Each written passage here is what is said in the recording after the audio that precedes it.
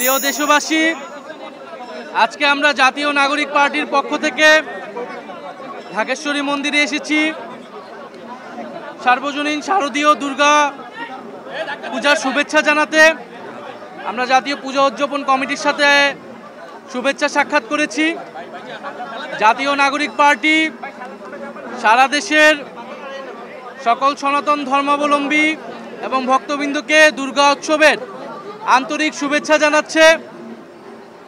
আমরা বাংলাদেশে জুলাই গণ অভ্যুত্থানের পরে যেই সম্প্রীতি এবং অন্তর্ভুক্তিমূলক বাংলাদেশ গঠন করতে চেয়েছিলাম, সেই বাংলাদেশের লক্ষ্যকে সামনে রেখে সকল ধর্ম মতের মানুষের ঐক্যের ভিত্তিতে আমরা সামনের দিনে এগোতে চাই। জাতীয় নাগরিক পার্টি সেই জন্য কাজ করে যাচ্ছে।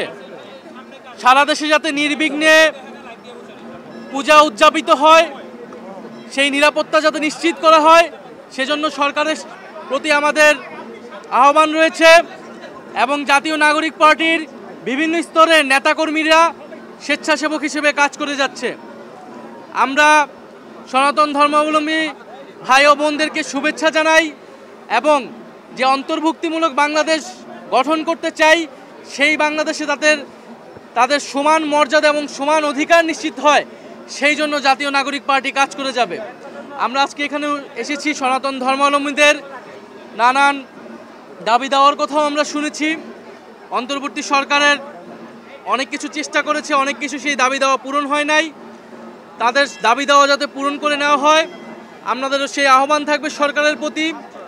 এবং বাংলাদেশের সনাতন ধর্মাবলম্বী সহ সংখ্যালঘু জনগোষ্ঠীর কেউ যাতে অনিরাপদ বোধ যাতে তাদের মধ্যে না হয়, সেই জন্য সকলে মিলে আমাদেরকে কাজ করতে হবে, সেই দায়িত্ব আমাদের সকলের।